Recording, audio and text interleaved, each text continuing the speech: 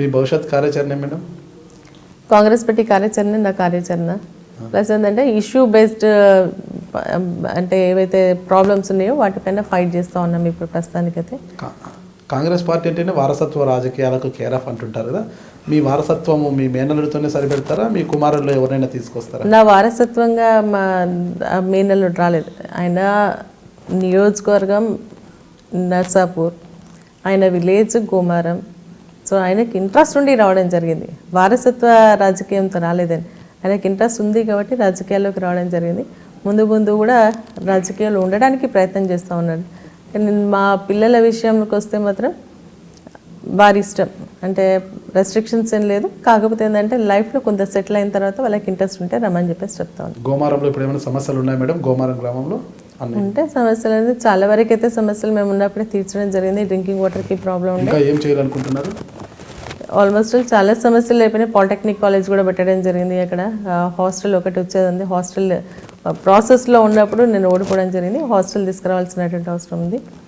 ఇంకా చిన్న చిన్న సమస్యలు ఉన్నాయి, అంత పెద్దగా సమస్యలు ఏం లేవు. కాంగ్రెస్ పార్టీ ఆధ్వర్యం లేదా ఉద్యమం చేపట్టబోతున్నారు 19 to 28 వరకు ఈ డిమానిటైజేషన్ కానీ యాంటీ బీజేపీ టీఆర్ఎస్ పాలసీస్ పైన ప్రతి కాన్స్టిట్యున్సీ లెవెల్లో ఒక సమావేశం ఏర్పాటు చేయాలని చెప్పేసి ప్రోగ్రామ్ ఇవ్వడం జరిగింది. దానికి మేమందరం కూడా రెడీ అవుతాం. తెలంగాణ ప్రజలకు మీరు ఇచ్చే సందేశం మేడం? సందేశం ఏముంటుంది అనేది, కాకపోతే ఏంటంటే మన హక్కులు మనం సాధించుకోవడానికి గవర్నమెంట్ పైన కానీ మనం ఎక్కడైనా కూడా పోరాటం చేయాల్సినటువంటి అవసరం ఉంది. బేరీజ్ చేసుకోమని చెప్పేసి కూడా నేను కోరుతాను. ఏంటంటే ఏ ప్రభుత్వ పరిపాలన ఏ విధంగా ఉందంటే, అప్పుడు ఉన్నటువంటి కాంగ్రెస్ పరిపాలన ఏ విధంగా ఉంది, ఇప్పుడు టీఆర్ఎస్ పరిపాలన ఉంది. మాటకు నిలబడేటటువంటి వాళ్ళు, మాటకు కట్టుబడేటువంటి వాళ్ళు, మరి కుటుంబ వారసత్వాన్ని ఎవరు ప్రోత్సహిస్తూ ఉన్నారు, పదవులు ఎవరికి కావాలని చెప్పేసి అంటూ ఉన్నారు.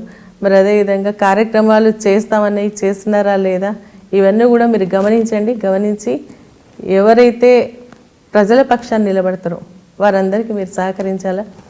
మనం కొన్ని సంవత్సరాల నుంచి పోరాటం చేస్తూ ఉన్నాం తెలంగాణ కావాలని. కానీ ఆ పోరాటం కోసం సోనియా గాంధీ గారు నిజంగా కూడా దేవత, తెలంగాణ దేవత ఈరోజు. ఎందుకంటే అక్కడ కాంగ్రెస్ పార్టీ ఆంధ్రాలో పోతుందని తెలిసిన, కాంగ్రెస్ పార్టీ పూర్తిగా గెలవదు అని చెప్పేసి కొన్ని సంవత్సరాల వరకు రాదని తెలిసిన, ఈరోజు తెలంగాణ పిల్లలు చనిపోతా ఉన్నారు. కన్న తల్లిదండ్రుల యొక్క ఆవేదనను అర్థం చేసుకున్నటువంటి ఒక తల్లిగా, మరి నిజంగా కూడా వివక్షకు గురవుతున్నామని చెప్పేసి ఆలోచనతో తను ఎన్నికల్లో ఇచ్చినటువంటి హామీకి కట్టుబడి వెనకడుగు వేయకుండా బీజేపీ కానీ లేదంటే ఇతర పార్టీలు కానీ వ్యతిరేకిస్తున్నా కూడా ఈరోజు పట్టుబట్టి తెలంగాణ ఇవ్వడం జరిగింది. కాబట్టి ఆమె ప్రయత్నం వృధా పోనీయకండి. మరి ఆమె ఆలోచన ఏ విధంగా ఉండి మనకు న్యాయం జరగాలన్న ఆలోచనతో తెలంగాణ ఇచ్చిందో అటువంటి తెలంగాణ కోసం మనం అందరం కలిసి పోరాటం చేస్తామని చెప్పేసి మాత్రం నేను చెప్తాను.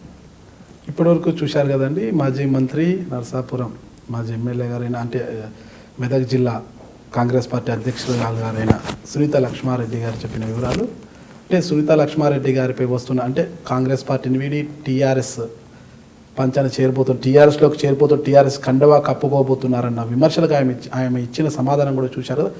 తాను చివరి రక్త బొట్టు వరకు కాంగ్రెస్ పార్టీలోనే తనతో పాటు తన కుటుంబం మొత్తం కొనసాగుతుందని, ఎలాంటి పరిస్థితుల్లోనూ టీఆర్ఎస్ వైపు వెళ్ళే పరిస్థితే లేదని చెబుతున్నారు. అయితే సునీత లక్ష్మారెడ్డి గారు 2019 ఎన్నికల్లో కాంగ్రెస్ పార్టీ నుండి బరిలోకి దిగుతారా, లేక గులాబీ కండువా కప్పుకొని టీఆర్ఎస్ నుంచి బరిలోకి దిగుతారా అన్నది 2019 ఎన్నికల్లో తెలంగాణ రాష్ట్ర ప్రజలందరూ చూడాల్సిన అంశంగా ఉండబోతోంది.